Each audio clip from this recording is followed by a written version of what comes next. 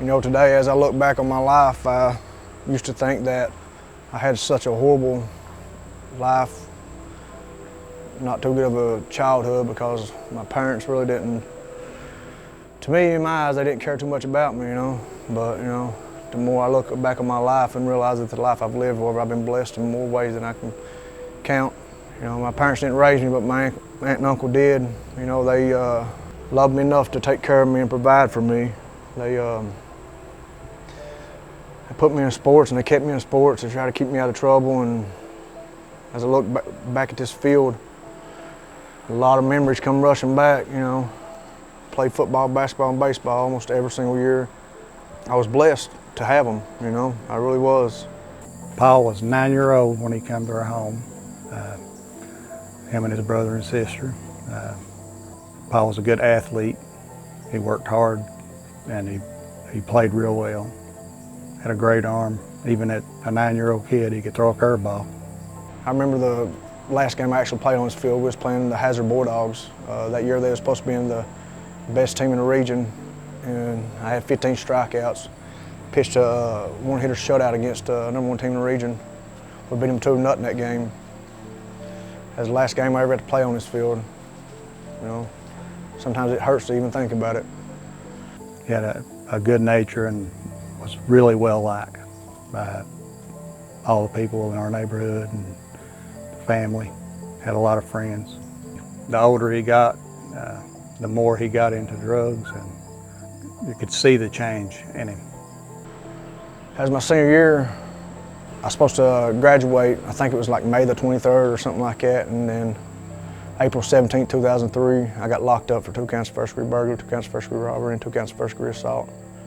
To say I was devastated would be an understatement. Didn't understand why it was happening or why it did happen or how God could let it happen. And tried to escape. Several guards got assaulted. And I knew I was hit then, you know, I did. Anyways, I finally got to take my original charges to jury trial and got acquitted of them. Proved I didn't have nothing to do with it, but I'd done made that bad situation worse by trying to escape. I was starting to wake up every day knowing there's more to life, but not knowing how to get there. And I was hating my life. Suicidal thoughts, depression, like something I never battled with, where I was kicking in strong and hard. And it was getting to the point where, you know, I didn't want to live anymore. I just bought a new car, I hadn't had it for a couple months. And I was actually going to go trade it for a gun. I was done, you know, I was like, I didn't want to live anymore. I was hopeless, I was lost. As I was in one of my buddy's house, little did I know that my car was being towed on a rollback, you know, like for no reason at all. And now when I look back at that, like, if that wouldn't have happened that night, I wouldn't be here today. Like, I was dead set, you know what I mean, I was going to end it. We saw his decline, and we got to a point where we hoped he would be put in jail to be safer. I remember going to court, and Judge Mullins court ordered me to treatment for 30 days. They started telling me and started seeing stuff in me that I hadn't seen in a long time, started telling me that I didn't have to live like that no more, that I was meant for more, that I had purpose in my life, and started showing me. I seen so many addicts, so many people just like me, that was no different than I was, with their hands in the air, praising Jesus, you know. And that's when things really started to change for me. I started thinking, you know, well, maybe this might be for me. Maybe I can change too. But God points us all in the direction He wants us to go. And I think He used even those situations and circumstances to take Paul to where he is now. The people that I've met in ARC it's crazy, because, you know, they ain't no different than I am.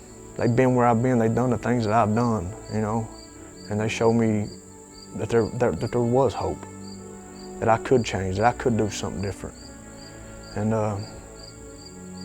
that's what it's all about. That's why I'm standing here today, 16 months clean.